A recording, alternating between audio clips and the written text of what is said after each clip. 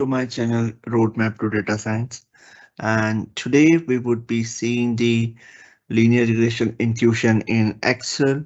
Last session we saw the L1 loss, L2 loss, root mean squared error, R squared, and I told you that I would be telling you in detail and we would be seeing all those intuition in the Excel. So what is our objective for today's session? We would be calculating the L1 loss, that is mean absolute error. We would be calculating the L2 loss, that is mean squared error.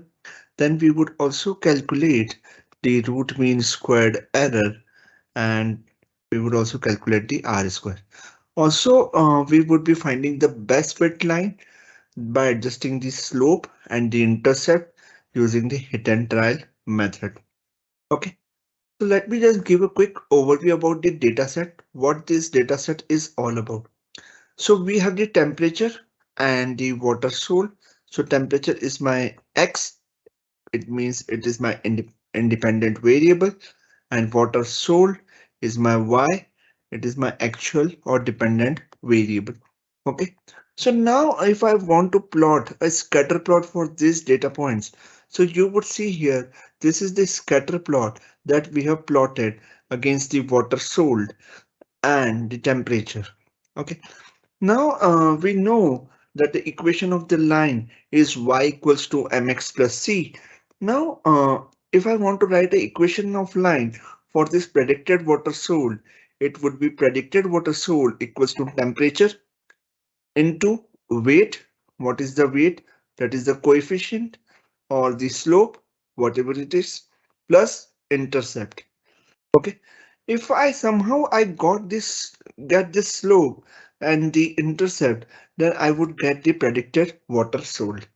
Okay. I know. Okay. Now I have this number of observations. I have defined it as n, and the number of observations here is equals to count of the number of observations. So I got total 8 observations are there. Then we learned about the L1 loss in the last session. L1 loss is nothing but a mean absolute error. It is given by the summation of all the data points where we would get a difference between the actual and the predicted values. And we would then divide the total loss with the number of observation, that is n. So first and foremost thing is, let us go ahead and predict the water source. So since it is the starting and we don't know what is the slope, what is the intercept, at this point in time, let us define slope as 0 and the intercept as 0. Okay. Now I know the predict. Let's say if I want to plug in this slope or the coefficient into this equation and the intercept in this equation, let us see what we get as the outcome. So I'm doing temperature into the slope or coefficients or weights plus intercept. So you would see I got 0 point, and the moment I got it 0, you would see the plot is plotted. See the point, the predicted water sold is plotted here with the orange dot. The same formula I would extend through all the rows, and you would see here all the data points are being plotted. Okay. Now second step is to calculate the error. Now I want to know what is my L1 loss. So my L1 loss is nothing but absolute. Okay. You can see the magnitude sign in this formula of yi is my actual value minus and y hat is my predicted water sold. Okay. So I got the loss of 4 in this, and let us extend this formula here. Okay. Now what is my L2 loss? So this is not a complete formula, right? We have not calculated the mean absolute error. It is just a part of this thing. Yi minus y hat and the absolute value. We have calculated that. Now we also want to calculate yi minus y hat whole square, right? So yi minus water sold minus predicted water sold whole square. Okay. So this would give us the losses pertaining to the L2. Now, I would also calculate the totals. So I want to first calculate the mean of this y values. Now I would be calculating the mean of this y values. Why are we want mean? Because if you see here, it is summation of yi minus y bar whole square. And this formula would be used in the R square. R square is what? It is the goodness of fit. The more closer to 1, the more good is our model. And if you closely look into this, if I zoom in this, if you closely look, the above value, the numerator is something the L2 loss that we are trying to calculate. If you see, if you do not divide this by n, then it is something what we are getting in the numerator. And denominator is take each data point, subtract it with the mean and take a square of it. So that's where we are just trying to calculate the mean of this. So mean would be average. And I'm taking the average of these data points. So I got the mean of 27. Now I need to subtract it from the actual values 4 minus the mean that we are trying to get it. And we need to take a square of this. Let's calculate the square. So I got the squares. That's it. Okay.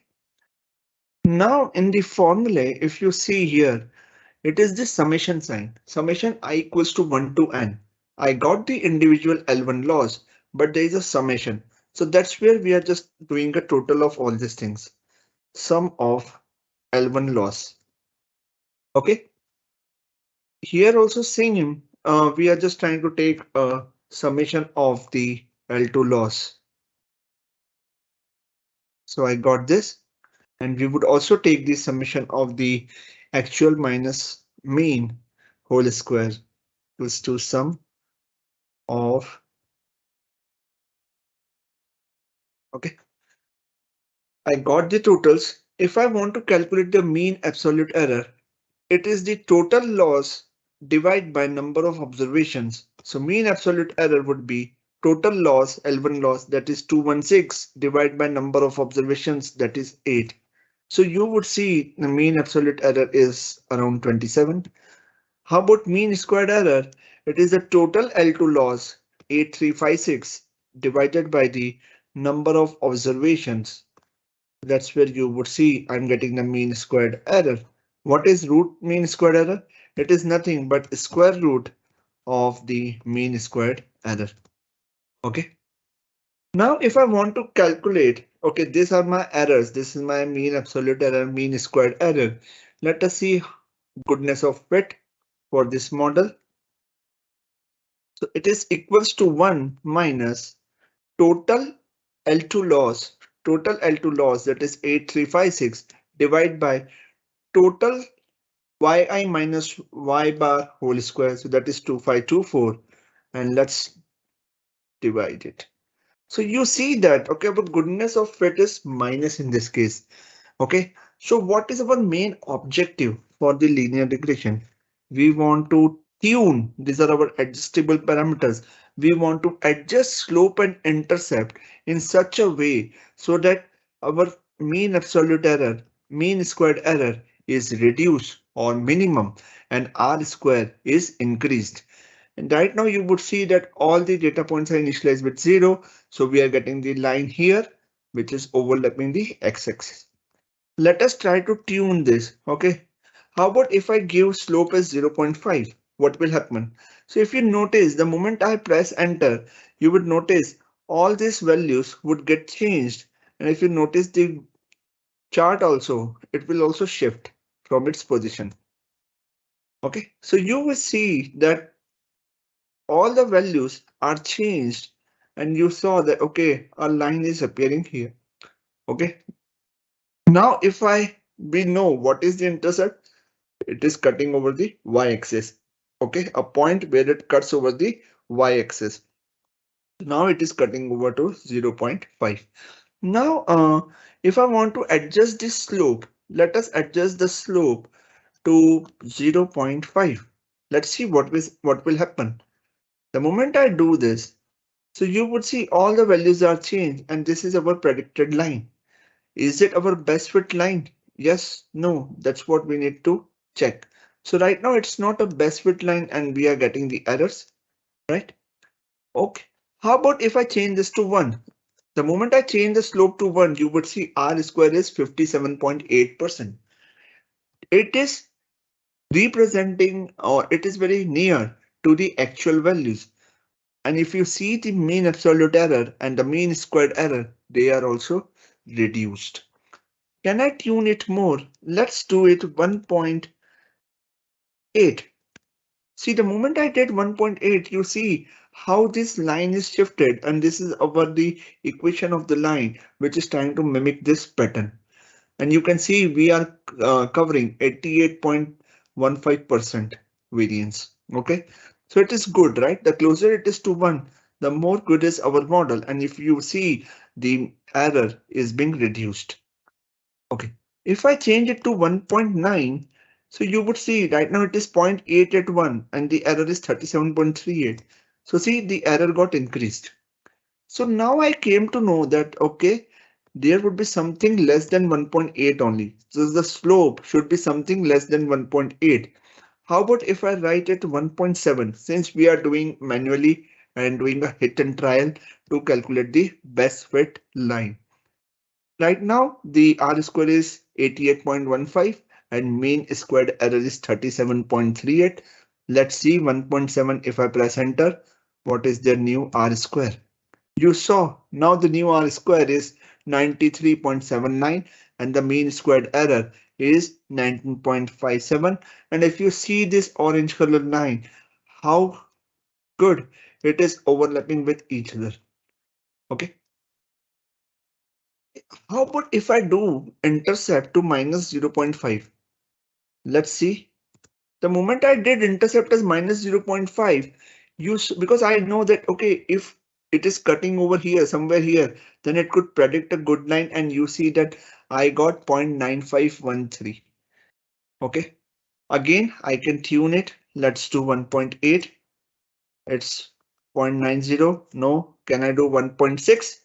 So see 0.96. 0.969 and we have reduced more error. How about if I did 0.15? It is 0.961. Okay, so it is reduced. So I know it is somewhere around 0.159. Can I do 0.158?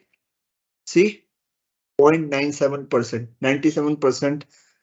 I got the goodness fit. If I do 0.1.59, so it is 0.9703, right? And 0.57, see, 1.9703. If I do 1.56, 0.969. Okay, so it is reduced. So the slope comes around to be 1.57 is the best. 1.57 is the best. If I do 1.77, so we got this as the minimum error. Okay, so this is the best fit line. There is more scope of tuning, but since we are doing manually, we are not using any machine learning algorithm to find the best fit line. Just I want to give you the intuition that how could we fit that line. If you want, we can again change and tune the intercept and tune the slope. But at this point in time, you should understand that this is the best fit line. And now we got the slope and the intercept, and now you would see what model has predicted. So when the temperature was 5, the water sold was 4 liters, example, and the predicted was 7.385. Okay, when the temperature is 7, ideally the actual water sold was 9 liters and the predicted is 10.539. Okay,